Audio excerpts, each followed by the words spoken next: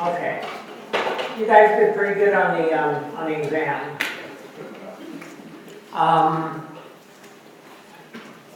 And also semi. So I think people are getting with it pretty well. There are still a few people who haven't done Biol. If there's any in here, you're setting the stage for feeling bad. It's kind of like a really bad cold, except worse. So, please do it. The thing is, if you haven't done it by now, you're going to lose 50%, unless you have some prior excuse. Now, as far as the exam, some people, like I said, most people did pretty well. Some people didn't, but it doesn't mean that you should think, oh, I'm going to, not do well in this class. There are enough points, especially if you do Symbio, all of them, that there's no reason that you shouldn't pass the course easily. Okay? Okay, we're gonna start a different section today. Doesn't mean that evolution is over. I still want you to be able to think about it in those terms, but we're going to get on to some other stuff. So, anybody have an idea of what's life? What do you think? Way in the back. What's life?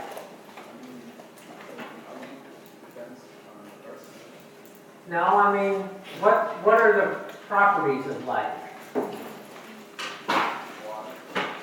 Okay, life has water.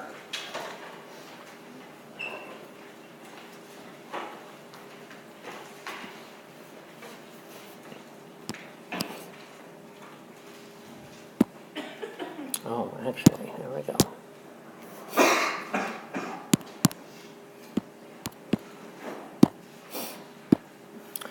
Anything else? Sex? Reproduction. Okay.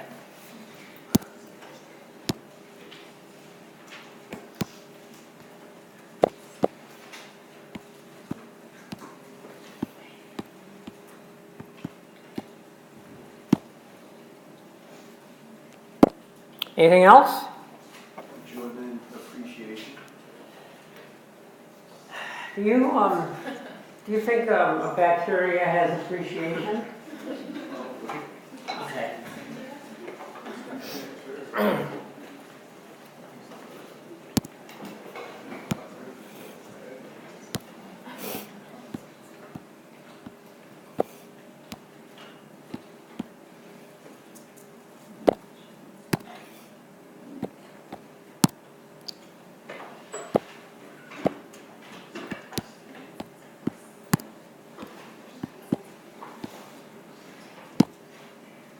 You think people in South Sudan have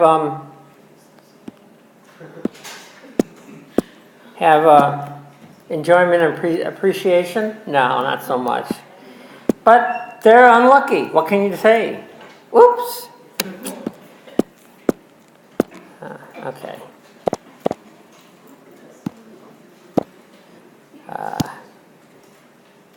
Anything else?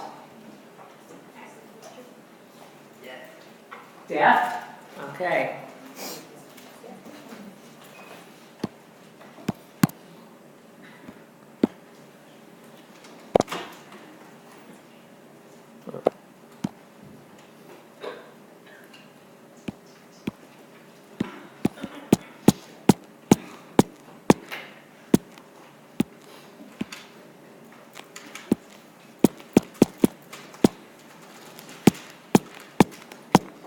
Well, here.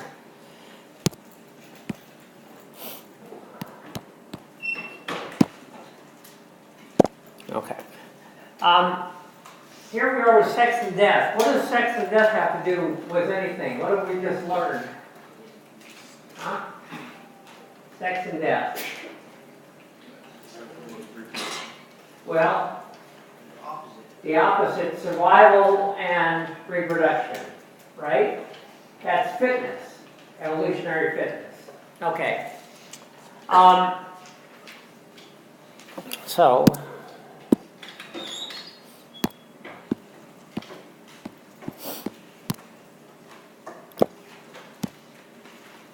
anything else that anybody can think of?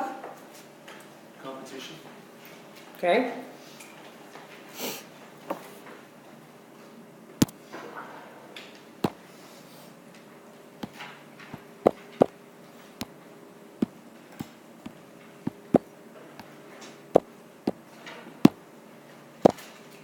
Good. So,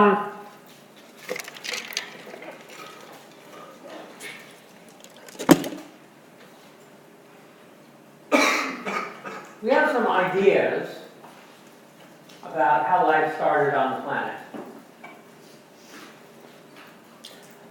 There was no oxygen, of course, but that's no biggie. Some new fossils were found recently. There's, of course, debate going on, like there always is in science. They're about anywhere between 3.77 and 4 billion years old, which is very old. Most rocks don't last that long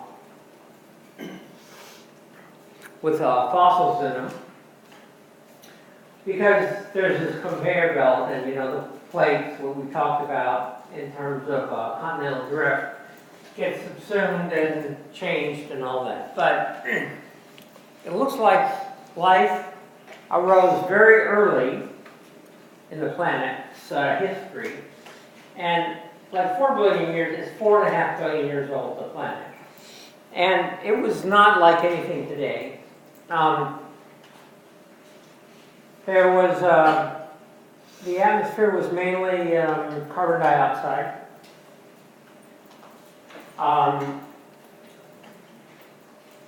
There weren't any photosynthetic organisms, obviously. They were just single-cell organisms.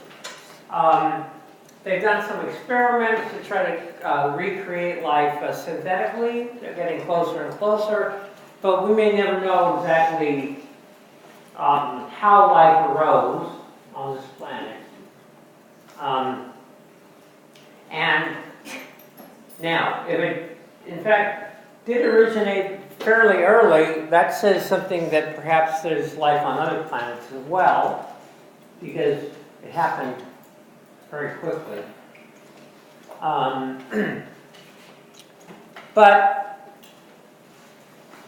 in terms of what life was and is, obviously people have come up with all sorts of ideas.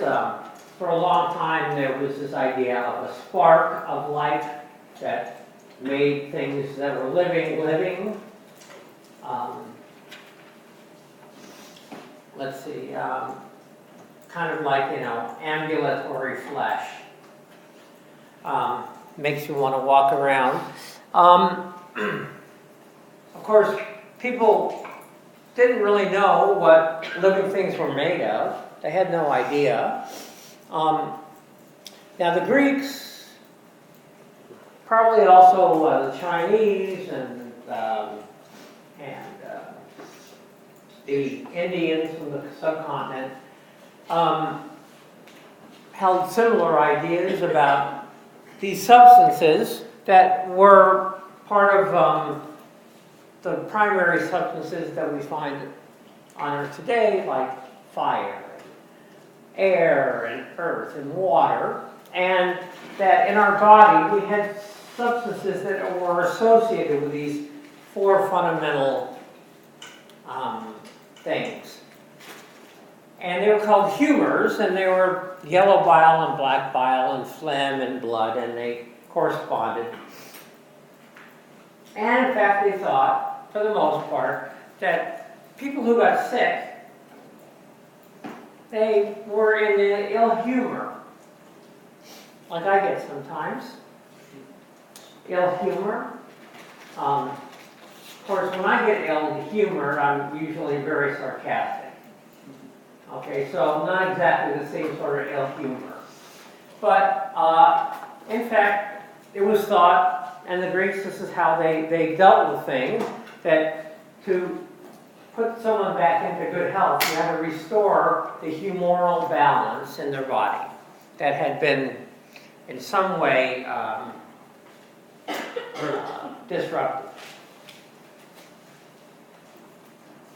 Of course, a lot of people also back then believed in curses and witchcraft and things like that.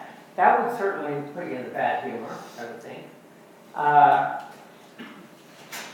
And there's still witch doctors today. I go to them just for the hell of it. But anyway, so this is what the Greeks thought. Now, a lot of the Greek knowledge was lost between when the Greeks and the Romans kind of winked out in terms of their empires, and when Europe and the West actually started to, well, reawaken from the Dark Ages, even though the Dark Ages weren't as dark as people thought.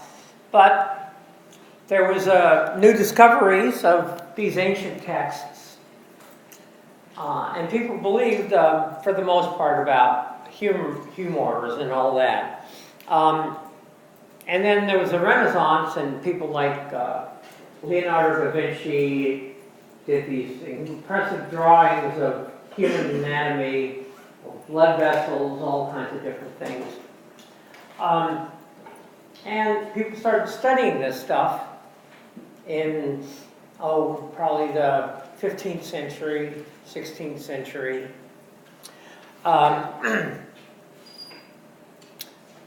Now, at the time, one of the ways that they actually, people got their humors readjusted was bleeding, of course, you know. So you went to the barber, not to get your hair cut, but to get bled. And that supposedly made you better. Of course, it actually made you worse. But they thought all sorts of crazy-ass things back then.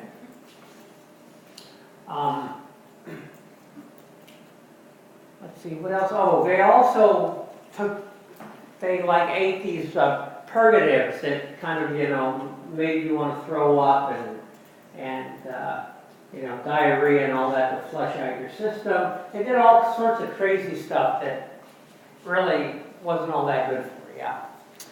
Because they didn't know. In fact, and this idea of humors was believed well into the 19th century, till about 1860s and 70s. And things began to change, though, because microscopes were invented. We talked about why scientific progress happens.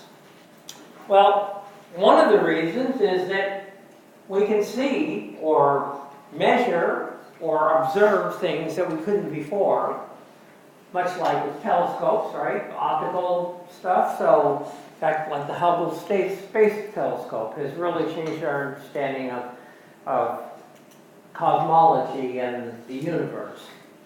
So, some of the first microscopes were made in Holland.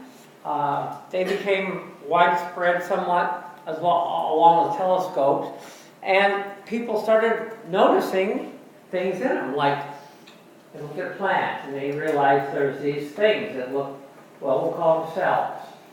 Animals have cells too. Then they started seeing single-celled, like amoeba, things like that. They also, when their stuff got better, they started seeing bacteria. Okay, so they started having an idea that there was this whole world that they really were not aware of before. And people even came up, in fact, actually the Greeks. It looks like some Greeks actually came up with the idea that there were things that are very small that are actually causing disease. It was not widely believed at the time. And some people in Western Europe and elsewhere kind of started thinking along those lines, but it wasn't until the mid-19th century that the whole idea of the germ theory of disease came along. Okay, so this is what the state of affairs was early on. Now, what are living organisms made of? Cells. Okay.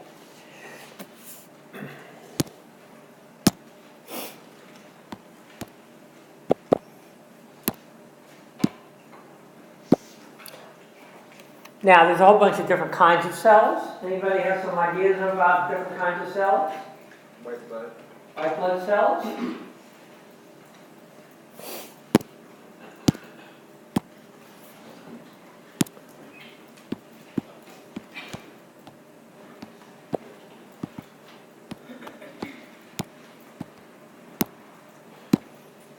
Okay. Okay.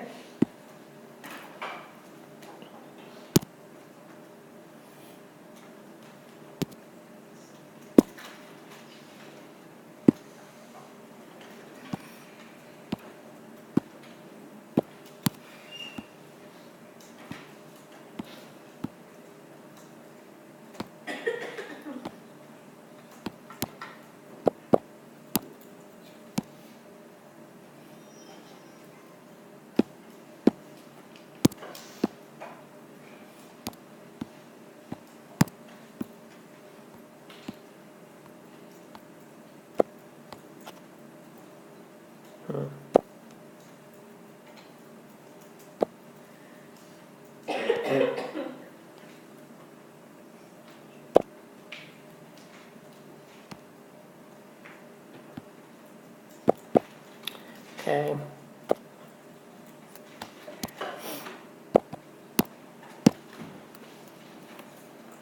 Anybody know the difference between prokaryotic and eukaryotic? Prokaryotic don't have cells, and then eukaryotic. They don't have what? Eukaryotic have cells, and then prokaryotic they don't. Okay. So, prokaryotic cells don't have a nucleus or other organelles, whereas eukaryotic do.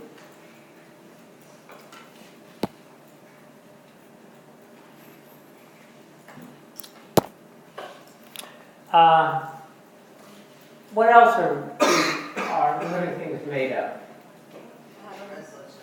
Well, atoms and various molecules. Any specific types of molecules that you can think of? What about a steak? What's that made of?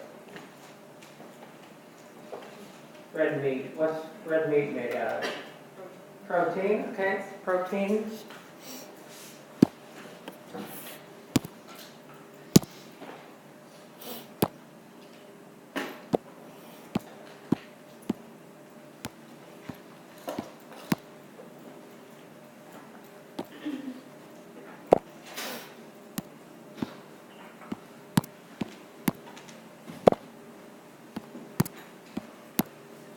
Okay. What about salt? What? Salt. Salt. Cells? Salt. Salt. Salt. Oh, yeah. Minerals. Exactly. Okay. Now, there's this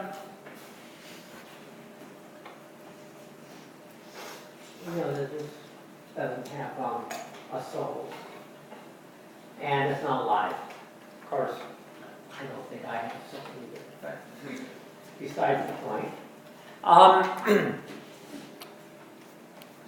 People used to think that life had a certain spark that I mentioned. But there are certain properties that living things seem to have. that make them different compared to non-living things, including things that were once living and now are no longer living. One of those things is called homeostasis. Anybody know what homeostasis is? Isn't it when you're like balanced with all of your Okay, good. So homeostasis,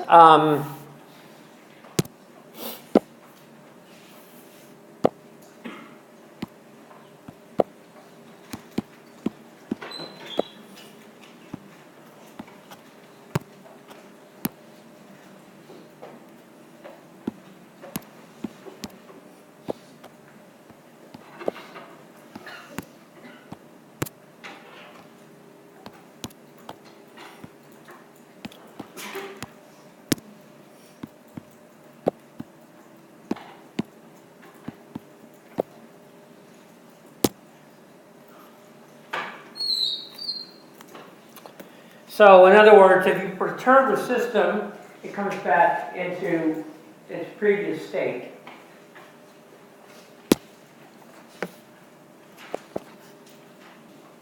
So, so cells, first of all, living things are made of cells, among other things. Cells are the fundamental units of life.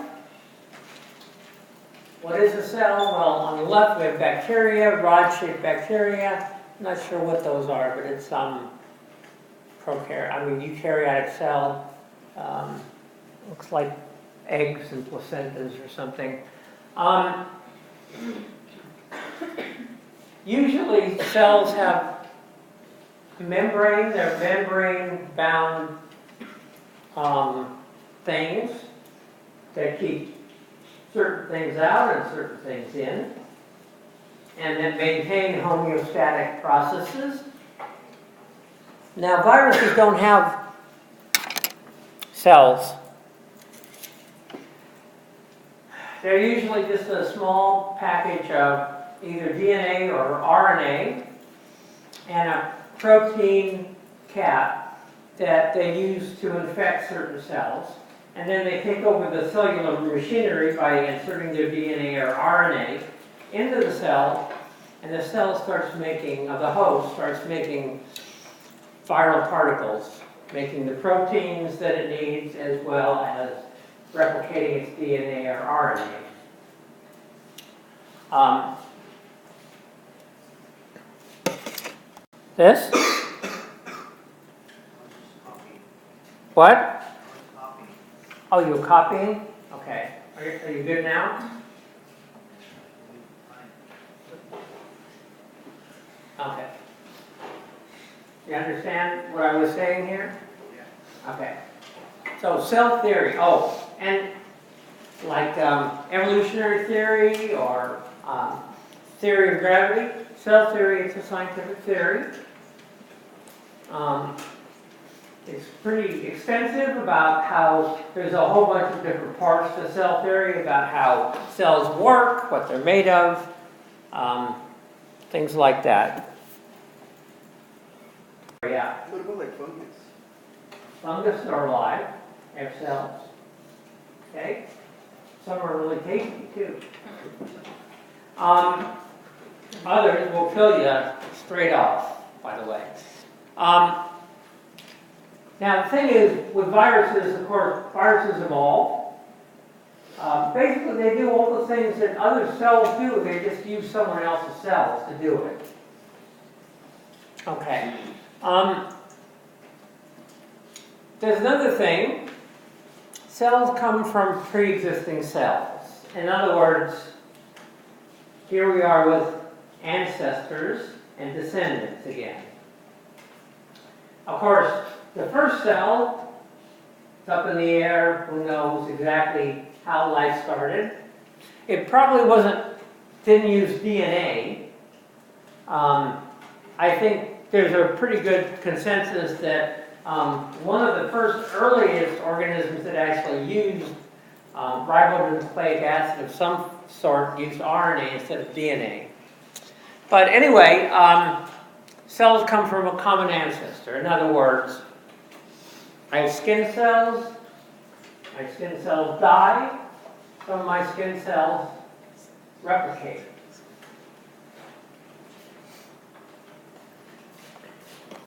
Now, we went over mostly this, homeostasis.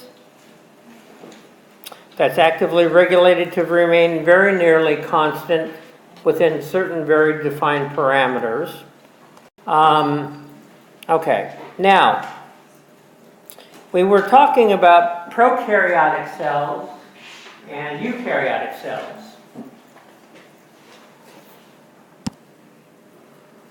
Here's the eukaryotic cells. They have a nucleus, they have organelles like mitochondria, some have other things like chloroplasts that they use for photosynthesis.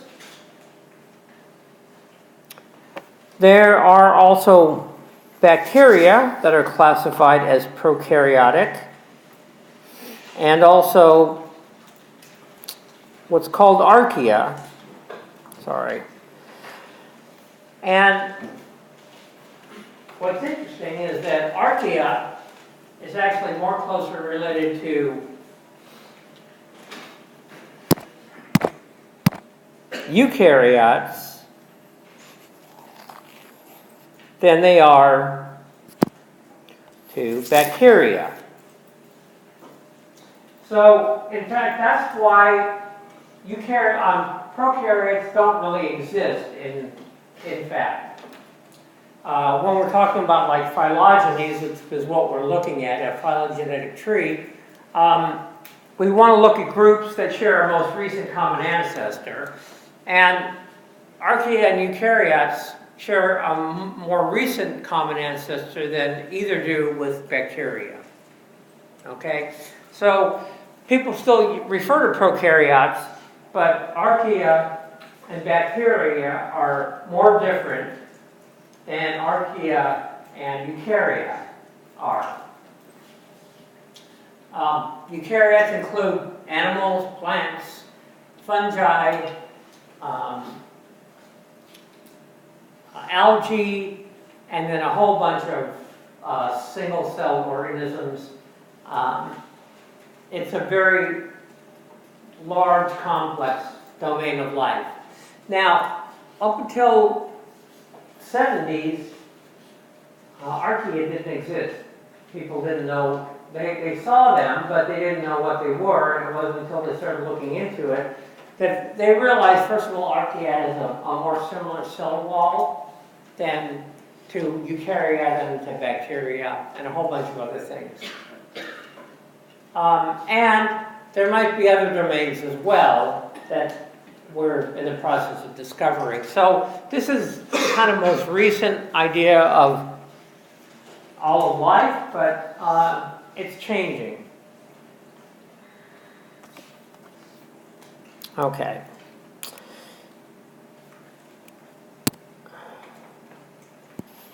Okay, this is a eukaryotic cell.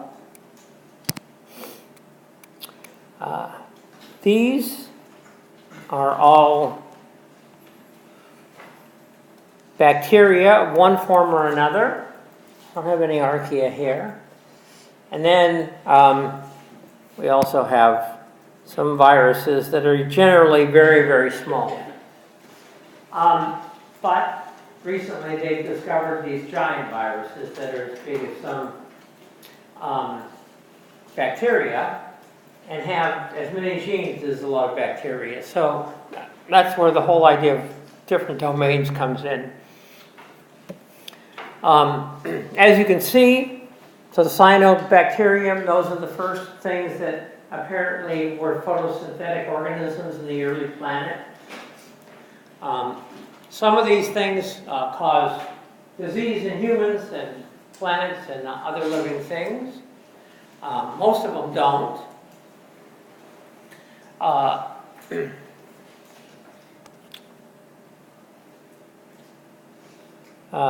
Obviously, eukaryotic cells.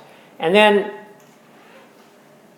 in terms of all cells have what's called a plasma membrane. They're surrounded by something that keeps certain things in and other things out. Plasma membranes are made by a phospholipid bilayer that involves lipids or fats of one form or another. They're hydrophobic, meaning they don't love water, they repel water. Hydrophilic means water-loving. And they've actually got these phospholipid bilayer. We can see two different layers here. Actually, good. Right along in here. One layer, two layers. Those things with those little orange or little balls, those are phospholipids, and that's where it keeps water away. On the inside,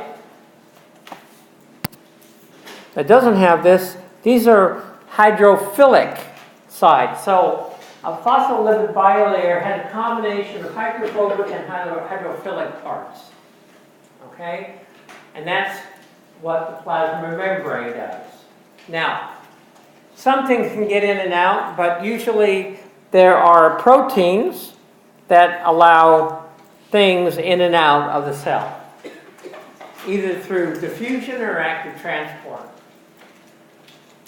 And there's other proteins that cells have that kind of signify what kind of cell they are. Some of these proteins are actually used by the virus to invade cells. The phospholipid bilayer is partly made of cholesterol. So cholesterol is a very important constituent of cells.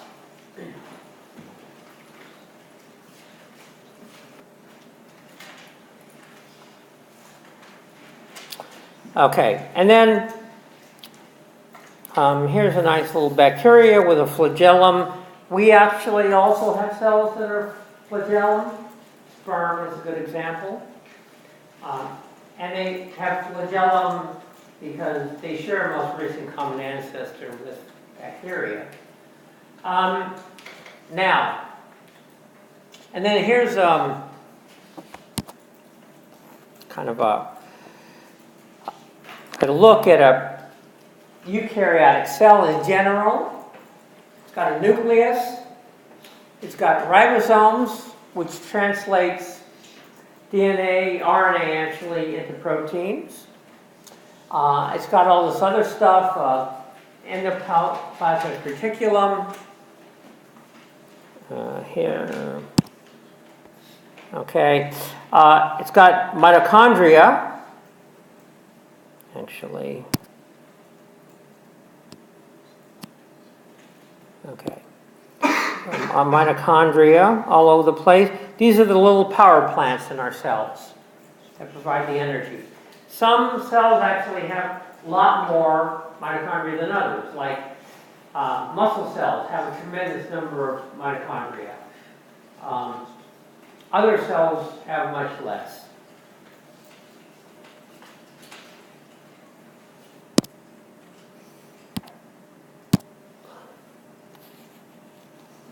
Okay. The nucleus contains most of the DNA that a cell has. It turns out that mitochondria have their own DNA because all mitochondria actually look and in fact are forms of bacteria that have eventually became like a symbiotic part of a eukaryotic cell. They each got certain things. Mitochondria produced this stuff called ATP, and the cells protected the mitochondria. Some of the DNA in mitochondria have been usurped and put into the nucleus. Most of the nucleus. Most of our DNA, like 99.99%, is in the nucleus. So 3 billion base pairs compared to 16,000. Now,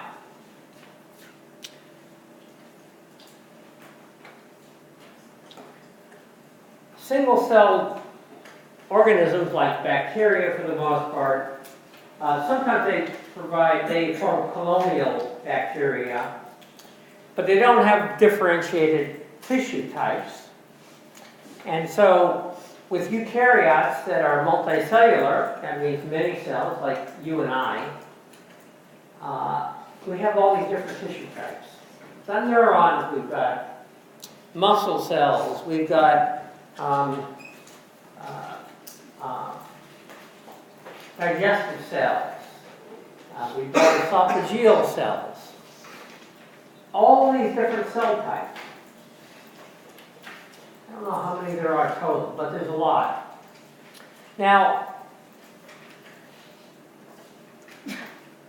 all cell types contain the same genes, but they can use different sets of these genes to develop into the different cell types.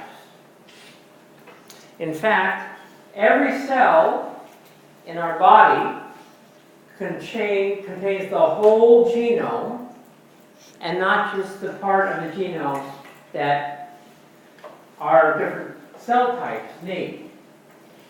First of all, we'll look into that more in depth, but there's some genes that are housekeeping genes, like part of the homeostatic mechanisms, right, that are always expressed. Others are only expressed during development. Others are expressed at certain times, depending on the environmental cue, and not at others. Okay? But in all cases, in eukaryotic cells, our eukaryotic cells have the complete genome of the organism. Now, a major constituent of living things is protein. In fact, our DNA and RNA actually codes for proteins.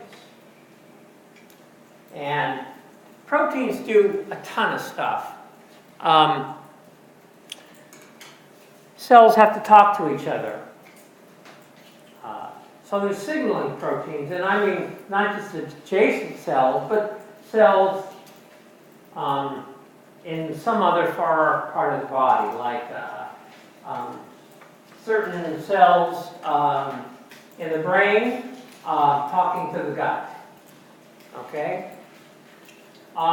Some proteins help transport things. So cholesterol is a steroidal hormone that's a combination of a fat, a lipid, and a protein. They're within cells. Cells have certain shapes and the way they look. They actually have what's called the cytoskeleton. It's not like our bones or anything. We have a whole bunch of immune proteins, part of our immune system, white blood cells, right? Receptor proteins, kind of like receiving signals that alter cell function.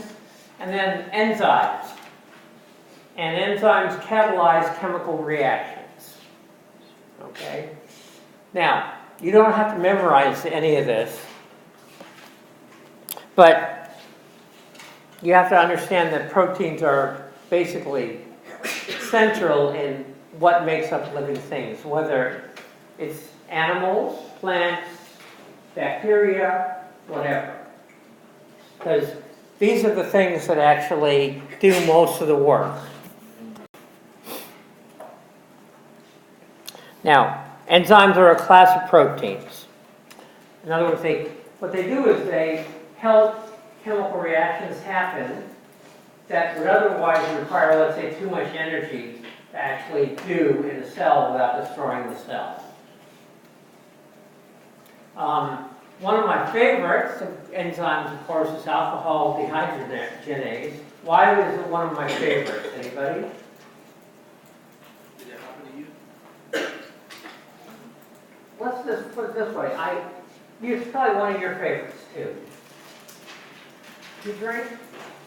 Occasionally, Yeah, that's why you're able to break down alcohol. And I like beer. I like wine. I like bourbon. I like Harold. No, I don't. Okay. But anyway, that's the thing. That's the enzyme that actually breaks down alcohol when we take alcohol. Lactase breaks down a molecule called lactose, which is milk sugar. It's a disaccharide. DNA polymerase is used to make copies of our DNA when our cells are replicating, among other things.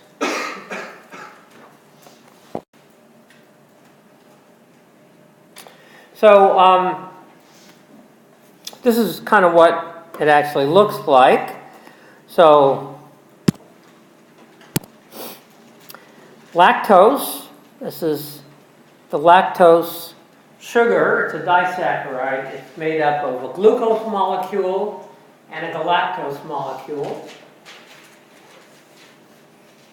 And then this is the enzyme, and it's got these active sites that then these molecules fit into.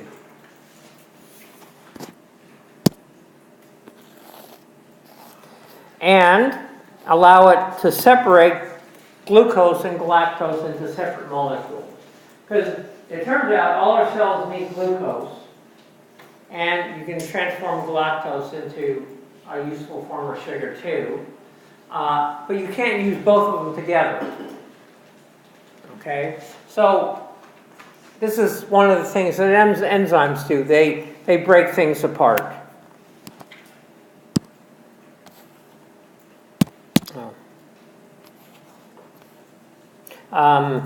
Sucrose is also, like table sugar, it's also a disaccharide. It's made up of two glucose molecules.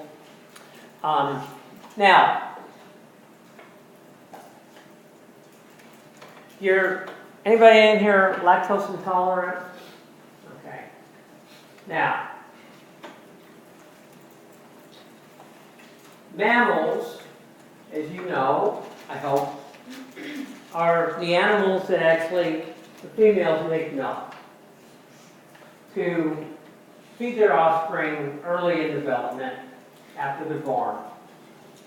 Milk is very, very expensive, by the way, to make. It's full of fats and proteins and all sorts of stuff.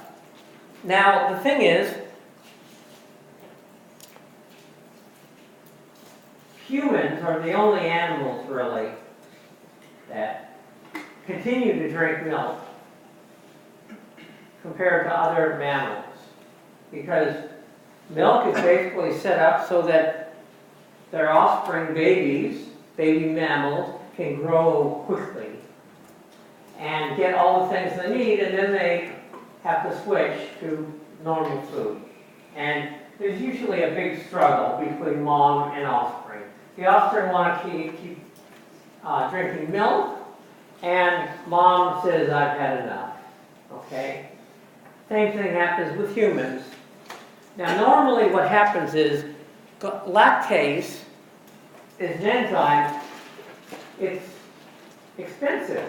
It costs a lot of resources to make. Why would you actually expend resources if you don't need it anymore? And so all mammals essentially are lactose intolerant after the weaning period, except for humans.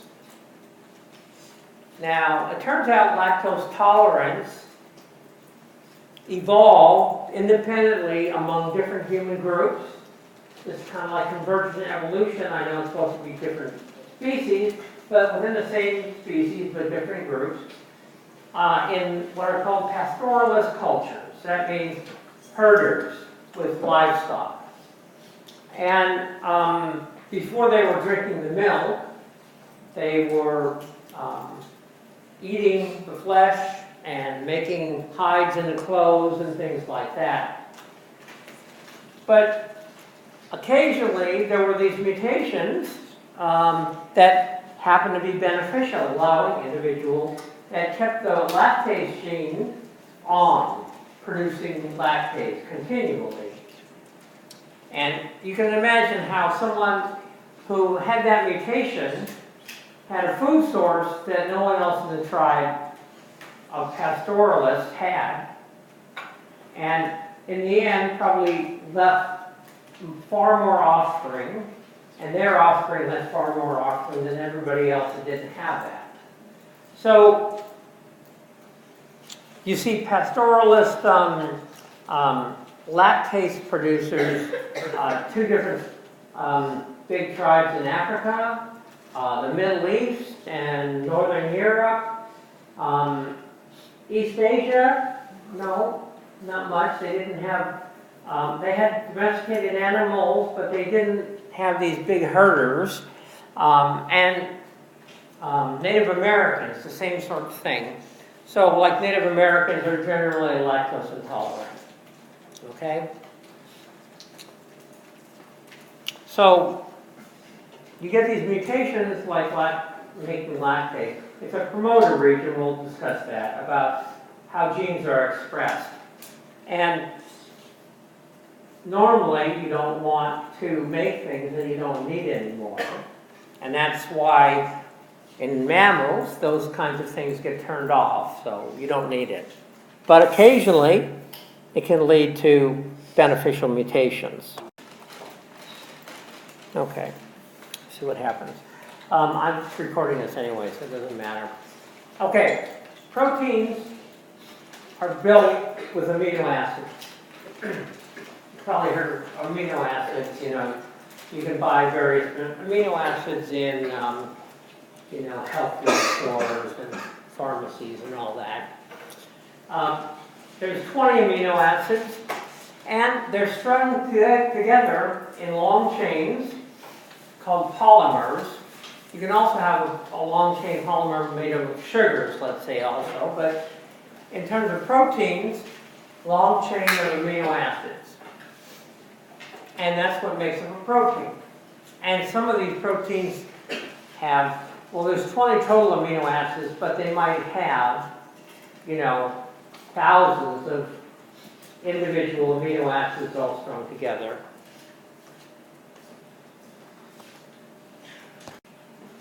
Okay, now,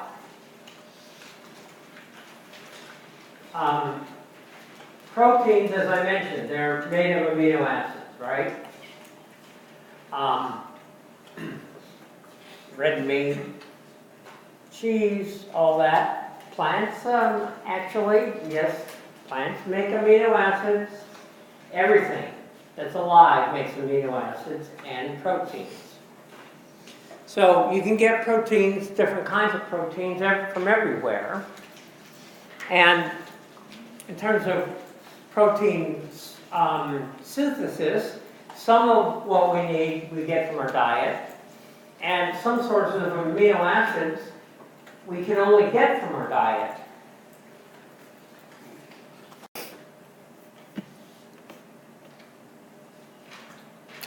So it turns out, well, we can. There are 20 amino acids that, that life uses to make proteins.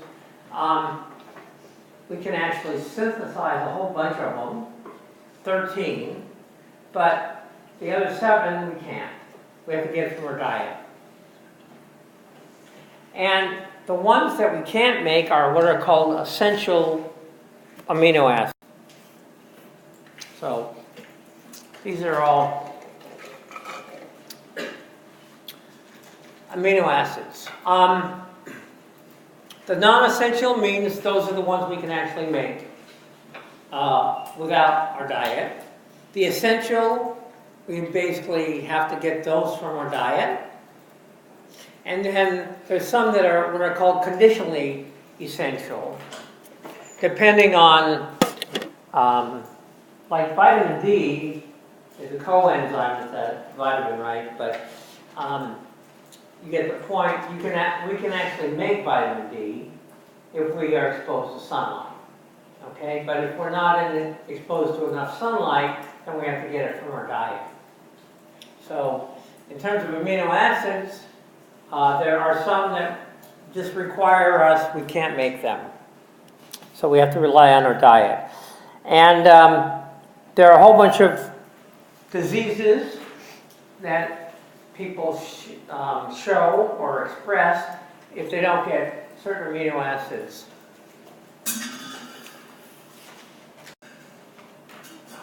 So this is kind of like what amino acids look like. You don't have to draw this or anything. Anybody in here like turkey? Anybody? Okay, good. Oh. Now, anybody get sleepy after eating a big turkey dinner on Thanksgiving? Anybody? Okay. Now there's supposedly turkey contains an amino acid, an essential amino acid called tryptophan. And it's a precursor for a hormone that interacts with the serotonin, which is a neurotransmitter, and the melatonin needs tryptophan to be able for the body to make it. So it was thought for a long time that, in fact, people got sleepy because during Thanksgiving, because they ate something with a large amount of tryptophan in it, namely a turkey.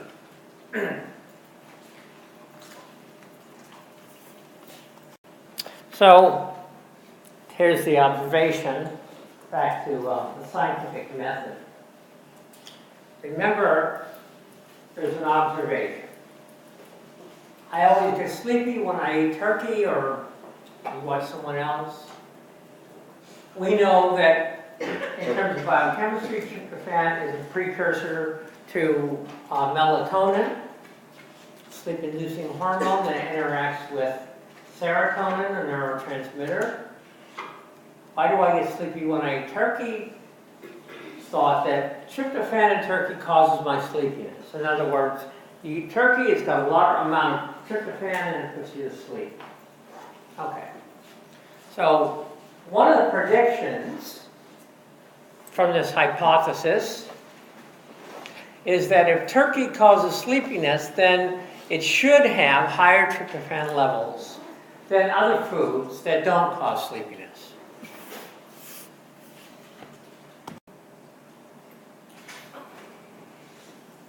Okay, so here we see, so first, the second column right in the middle, this is the amount of protein in each of these different foods on the left. Egg whites have 1 gram per 100 grams of egg whites. And tryptophan, found in a gram of tryptophan found in 100 grams of food. So the higher the number, the more tryptophan. And you can actually see cod has a fair amount of tryptophan, soybeans, pumpkin seeds, all these sorts of things. Pork chop, beef, salmon, lamb. So here's turkey. It's got, compared to a lot of other things, that, yeah. Can something have more than its weight? No. No. So it's a gram per 100 grams of the total food, right? So you have 100 grams of turkey. It has 21.89 grams of turkey is protein, And of that, only 0.24 grams is actually tryptophan. Okay, so it's only a part of it. So, but basically what we've done here is we've seen that, well, actually we've refuted the hypothesis. If tryptophan really did cause sleepiness, and eating turkey with lots of tryptophan caused sleepiness, then turkey should have had a huge amount of tryptophan, and it doesn't. We have to go back to square one and come up with another hypothesis.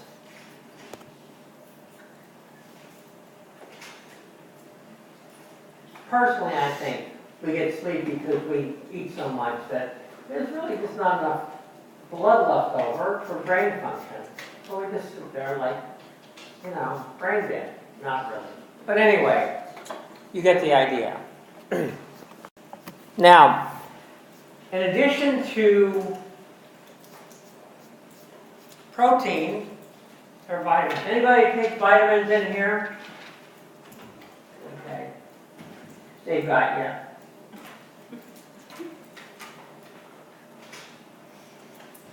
It turns out, by the way, that in Western countries like the United States and Europe and or developed countries, industrialized countries, our diets are good enough that we don't need, for the most part, we don't need extra vitamins.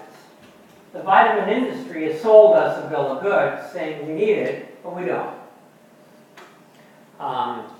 In fact, they've actually done some studies that suggest that it's better to get your vitamins from your diet than using vitamins in tablet form. Because your diet contains a whole bunch of other things too in the food that your body needs. So you can go on paying the money for vitamins, but it's really a waste of money as far as I'm concerned.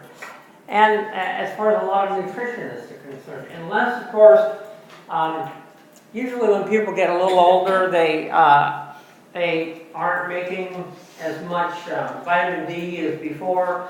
So, like, I'm on a supplement of vitamin D, but that's the only vitamin I'm on. I don't use it, I don't take vitamin C, I don't take B complex, none of that stuff. I eat ribeye. I get everything I need out of her. No, not really, but I eat a pretty good diet. Now, white rice doesn't have certain B vitamins, and so they're actually using genetically modified rice that adds, it's not vitamin, it's vitamin A. So in some places, people don't get enough of vitamins, or the diet they have is not varied enough. Their access to food is not good enough, like South Sudan, let's say, or Darfur. And they probably need vitamins. Actually, they just need calories more than anything. So, vitamins are called, in many cases, coenzymes. In other words, they become part of the structure of an enzyme to help it function properly. Vitamins also do other things. Some are antioxidants. So during metabolism in the cells, there's a lot of these substances that are highly reactive with other molecules in it, and they can cause some damage, and so some vitamins help soak up or stop that bad stuff from happening.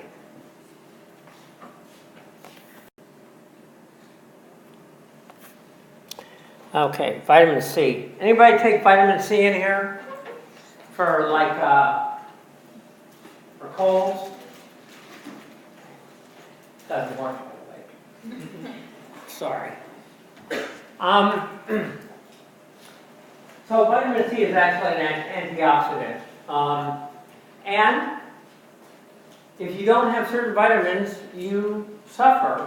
So scurvy is a vitamin C deficiency. Back in the day,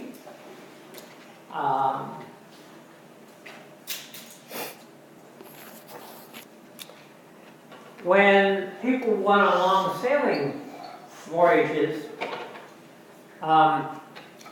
they basically had salt pork, grog, which was some sort of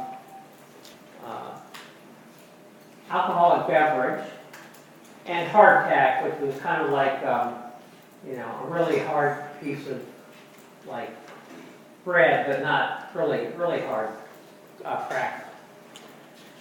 And they usually, they also had some fresh stuff, but it didn't stick around long. And so a lot of times, sailors would come down with scurvy because they didn't have access. And it turns out citrus fruits have a lot of vitamin C. That's why the British sailors were known as limeys, because they started providing limes to everybody so they wouldn't get scurvy. Even today, you see some people with scurvy. It's really a nasty sort of thing. Now, we also need a whole bunch of minerals.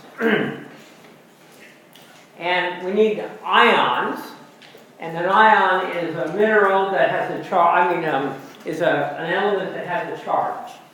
So if it's plus plus, it means they've given up 2 electrons to something else. If it's a minus, it means they've accepted electrons. So we need a whole bunch of different minerals. We need those from our diet as well. We can't make those. So calcium and phosphorus for our bones.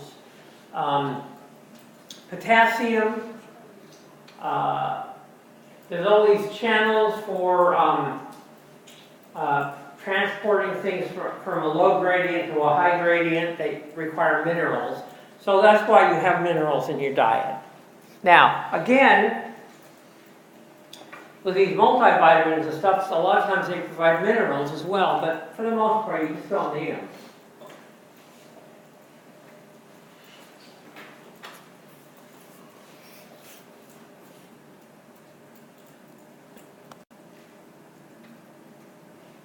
Okay, and this is what I was talking about before, vitamin C.